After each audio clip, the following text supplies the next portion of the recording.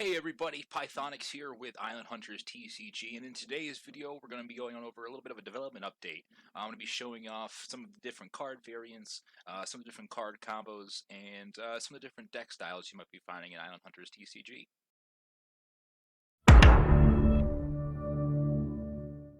Welcome to today's development update video.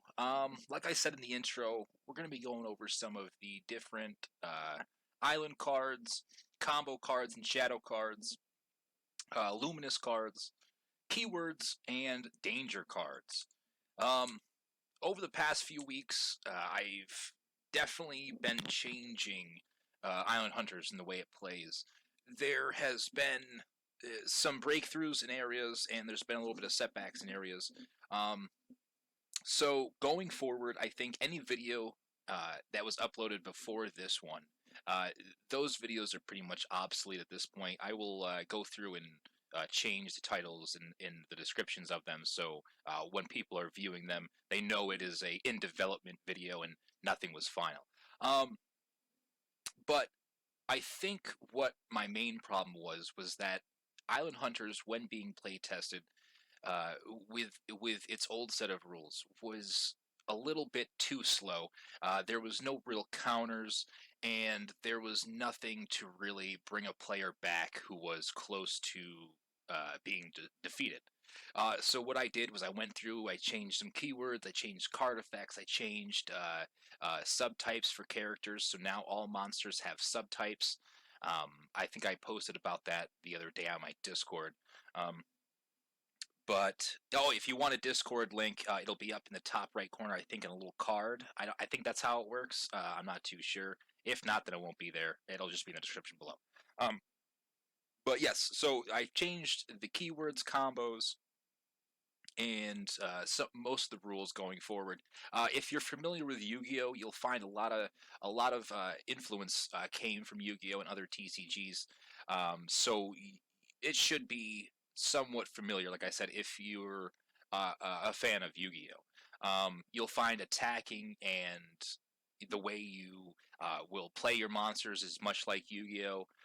Where you can go into attack and defense position. Yu-Gi-Oh! In Island Hunters, you will go into attack and defense stance. Um, I know, big crazy turn, plot twist. I know, but it keeps the game different, keeps the game fresh, and I think when I get the rules video out finally, which a lot of people have been asking for, hey, where's the rules video? How do you play this game? That'll be out very soon. Um, like I said, I've been trying to refine the rules. I wanted to make sure the rules were to a good enough place before I could really go forward and show the rules. But I think today I'm going to stick to showing you basically what cards you'll find and some of the combos. Um, so starting off in Island Hunters, before we had just islands. These islands were just pretty basic. You played them, you got Island Essence, then you were able to play some of your higher cost elite monsters after playing a few. After this, I've refined them, and we now have variants of islands. So you'll find Undergrowth Day now. Um, while this card is active, all friendly bug subtypes have a plus 20/20 applied to their attack and defense. When this island card is played, you'll gain 2 island essence. So anytime I play an island, I would gain 2 island essence, so that they are now in my Island Essence bank, and I can now spend them on elite cards, item cards if I need to, and resource cards. Um, but yeah, so now the variant of Undergrowth would be Undergrowth Knight. Completely different card effects. So you'll see now when you draw a card, you'll deal 30 points to your opponent's health totem. But now you only gain 1 Island Essence. So using these 2 islands when you're building a deck, you'll find that you're getting 2 different play styles, and going forward there's going to be different variants of islands, so you'll have even more play styles to go with. And I'm not even really going to go in depth with any of the decks today, but you'll kind of get a gist of how these decks are going to be structured just based on the island cards right now. So you'll see Undergrowth. Obviously you're going to be having some bug subtypes in that deck. Yeah, but with maybe some more elite cost cards because you're getting the double essence. Whereas in the Undergrowth Knight, you're going to be getting a lot more cards that help you draw cards. Maybe that is losing you the fight as far as drawing your deck too fast, but you're also, every time you deal points to your, you would deal 30 points to your opponent's health totem. So it balances out, and it makes really good. It makes really fun and competitive between the two. So going forward, we have Crag Isle Knight, kind of the opposite of the Undergrowth you'll see here. So nighttime, you'll find lizard subtypes have plus 10, 20, and you'll see why that is going. When I get more into monsters in a later video. But much like the Undergrowth Day, you'll see that Crag Isle also grants you 2 Island Essence when played. Going on to Crag Isle Day, active until another isle is played, just like everything else. But in this, you get to choose one hassle monster. That monster can attack during your battle phase while in defensive stance. You use the defensive values as your attack values, but you would gain 1 Island Essence. So when I get into keywords more, you'll see why picking your hassle monster might be a good option for you, and why having more hassle monsters in your deck would be viable. So those are the island cards, and if you have any questions on the island cards, be sure to write your question down below, and I'll get back to you as soon as possible. Or you can head on over to my Instagram and message me or DM me there, and I can get right to you. But moving on, I'm going to go over the combos and shadow cards. So before in the past iterations of Island Hunters, there was never shadow cards. There was never really any combos that you could perform. So that, like I said, it made the game feel kind of like a very RNG. If you didn't get the card you needed, then that was just it. Now with this, you have a little bit. You have more combos. You have more ways to maybe get around your opponent or get back to your opponent. And right here is I think one of the greatest combos that you'll find in one of the Crag Isle decks. And I'm fairly certain, please don't quote me on this, but I'm fairly certain that Galliphant will be one of the leading legendaries in the starter deck. So I'll be basing, if I go forward with that, I'm going to be basing a starter deck based around Galliphant. So you guys are getting like a peek at a starter deck right now. So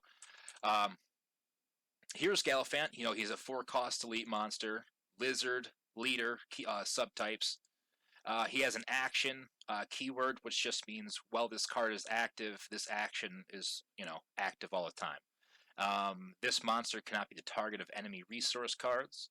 So obviously, no destroying this monster, no wiping monsters off the board can be targeted by him. So he also comes with 165 attack and 170 defense. He's a legendary. You can only have one of them in your deck, so you'll only get him. But now we have shadows. So shadows are a completely new style of card. Not every monster will have them. These cards come at a little bit lesser attack and defense value, but have a much stricter ability to play. So as you can see here, Galliphant's Shadow, his keyword is now turned to Void. You also get the action, this monster, typo, can only be played if Galliphant and Galliphant's Dream are in your graveyard. So, it might be a little bit later in the game you get to play him, but when this card is destroyed, you get to return it to your hand. So you might not have a lot, or maybe you might want to, stock your deck full of these so you're a late game player. But once you get, those 2 cards in your graveyard, this guy kind of becomes, not as powerful. He's at 125 compared to 165, and 140 compared to 170 there. But he still becomes a pretty good little combo with these 2. Then we also have a resource card, with a surprise keyword. And a surprise keyword acts much like a trap card in Yu-Gi-Oh! So you're allowed to, in Island Hunters, you would prep the card, laying it face down. During your opponent's turn, you can activate it, activating that resource card and using it and selecting it and using its action on whatever monster you please. So Galliphant's Gift is a surprise card that gives a monster plus 60 attack this turn. So when you're playing this card, you might want to play it down. You can trick your opponent. Obviously, 60 attack is a lot of attack when looking at, if I were to even attach it to my Gallifant's Shadow and my opponent was to play Gallifant, you know, I would be able to defeat that Gallifant even with his Shadow with Gallifant's Gift. Moving forward, though, the other card that's necessary to play Gallifant's Shadow is Gallifant's Dream, which is also another surprise resource card. It states that neither your health totem or your monsters can be a target by an attack. Also, your health totem can take no damage this turn. That has to get reworked. I apologize. It has to get reworked this turn. I just read it, said it in my mind. I was like, wait, that doesn't sound right. That'll say this turn. So, that's a cool, cheeky little combo you guys can, activate there. And I've kind of packed Island Hunters full of combos much like this, where you can, play a card, get a card back. You have to play certain cards to get certain cards. The bug combo is pretty fun. The bug combo is actually really fun. I take that back. I was playing it the other day, and it's crazy. Once I get a gameplay video up, you guys are gonna really enjoy the bug type. But moving on. I've also reworked all of the Luminous cards that you'll find, that you have a chance of finding in Island Hunters. Before, they were kind of wacky colors. They didn't really have a story to them. So what I did was I reworked them. I changed all of their patterns. Well, not their patterns, but all of their color values, and I made it so in the Undergrowth you'll find a similar luminous color palette, and in the Crag Isle you'll find another similar color palette. And I'm not going to show off any of the Crag Isle, I believe, right now. Maybe one or two. I forgot what's in here. But you'll see that the variants kind of conspire together and kind of make a story themselves of like, all right, these guys are part of this island.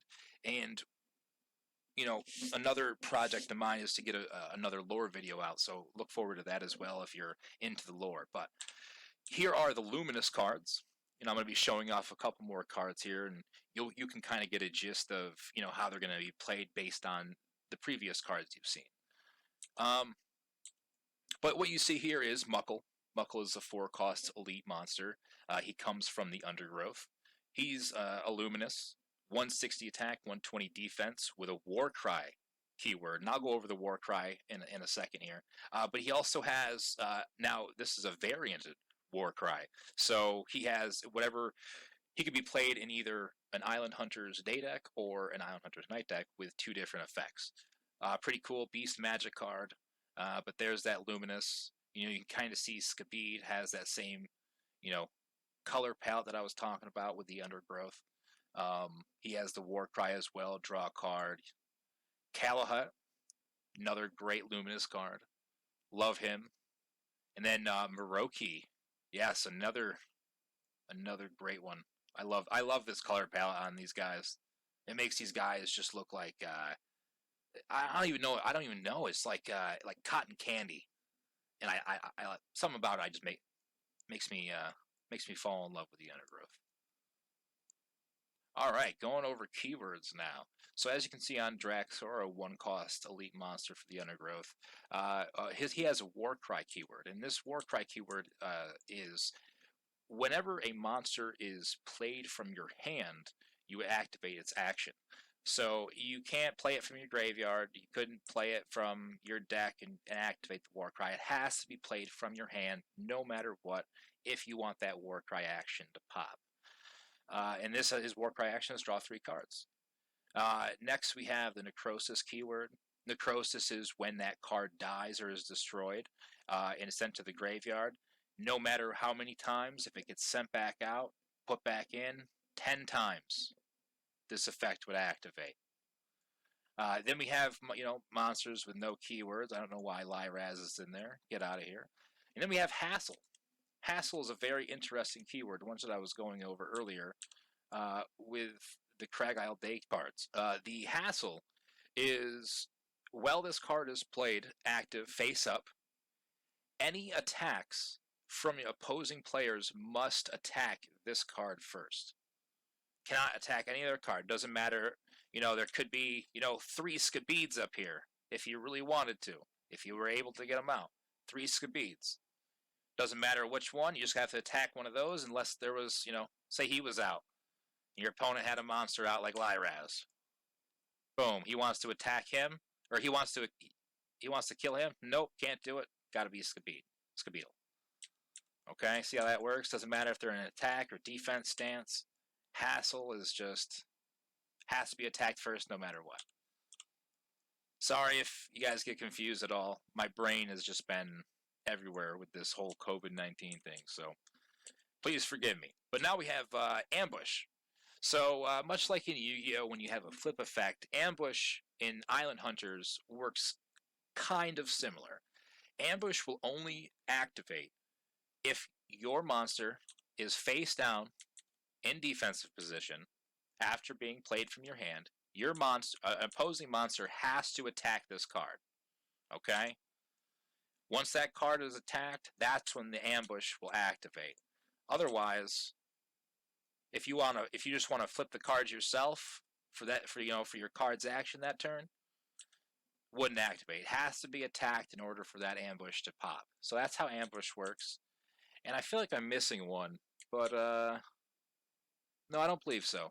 No, Necrosis, Warcry, Action, Ambush, Surprise Plus, or Surprise. Yeah, I believe those are the 5. Yeah. I'm probably gonna be missing one, and it's all your fault. But a really exciting thing that I brought into Island Hunters that I think I haven't really seen in any other trading card game. I could be wrong. Please again don't quote me. If there is one out there, there is one. I apologize, but I haven't seen it. But a really unique mechanic that I brought into Island Hunters because of the size of the deck. The standard deck size is 55. So with that 55, you have to, build your deck however style you want. But you're like, wait, 55 is so weird. Usually there's 60. Well, danger cards are going to fill up the rest of your deck. So when you when you receive your starter deck, or when you receive a booster pack that, with a starter deck, you're going to receive 5 guaranteed danger cards. And those are going to be different based on each starter deck you get.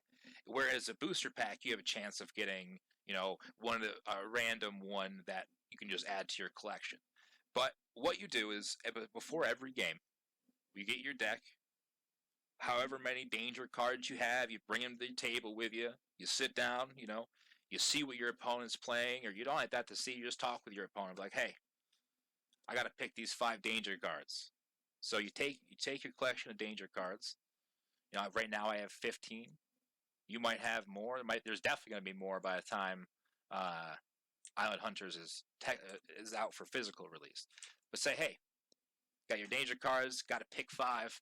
You can have your opponent pick them for you. You can pick them yourself. Doesn't matter. However it happens, you just got to get 5 danger cards in your deck. And every game, unless you have more, if you have more than 5 danger cards, you can't obviously put the same 5 danger cards in your deck. You have to rotate them. It has to be changing. I mean, you can't have the same, but for game's sake, it should always be rotating. But for the sake of, if you only have 5, just use the same 5. But the way Island Hunters works, a deck of 55. You have your 5 danger cards that you're selecting, and these danger cards go into your deck shuffled. When you draw them, you have to immediately activate that card and do whatever it says. So, if I were to draw this card right here, remove a friendly resource card from play. If I had a resource card in play, face down or face up, that's not a resource card, but you catch my drift, I would have to destroy it. Goes in my graveyard, and I would draw another card to replace, the danger card. If I got another danger card right after one another, boom, got to do it again. Deal 200 damage to your health totem. Uh-oh. I drew another danger card. Heal your opponent's health totem 200 points. That's highly unlikely to happen in a deck of 60, but you catch my drift. The second you pull a danger card from your deck, you have to activate what is ever on this card. Your opponent's monsters in defensive stance have plus 40 attack, or plus 40 defense this turn. So that's really going to hinder what my decisions are this turn. So maybe he has a hassle monster out. Boom, the hassle monster now has, maybe 200 defense. There's no way I'm going to get through that with Durbird. No way. So danger cards are pretty unique and I think fun way uh, that brings a nice flavor to Island Hunters. A nice, I can pull something out of my deck that's going to hurt me and could mess up my game. I could be on a hot streak, Boom, I'm done. That's it. So I think with my next video, actually, I know for my next video, you're definitely going to see rules, how to play, how to go about your turn, so that way players can see more, and you guys can really know how Island Hunters plays. Um, but yeah, I think I've done enough rambling on here for today. It's been about holy cow, 20 minutes of me rambling, and I have to edit some of this out. So, thank you guys for sticking with me. If you guys like Island Hunters, be sure to drop a like below and subscribe for future videos. If you want to follow us on Instagram, Facebook, we are on there. I'm mostly active on Instagram, and then Facebook kind of just reposts what I post on Instagram. But either or, it's up to you. Sharing me on Facebook is a great way to show support. Also on Instagram, if you share anything on your stories, is awesome for support, and it really gets the name out there. That way, more people can get interested in the card game. I have tournaments coming up soon, or a tournament coming up soon. I have a Discord server you guys can get involved in. That, like I said earlier in the video, that'll either be in the link again above or down in the description below. I'm not really good at YouTube just yet, so please forgive me. But awesome, guys. Thank you for hanging out with me today in today's video, and peace.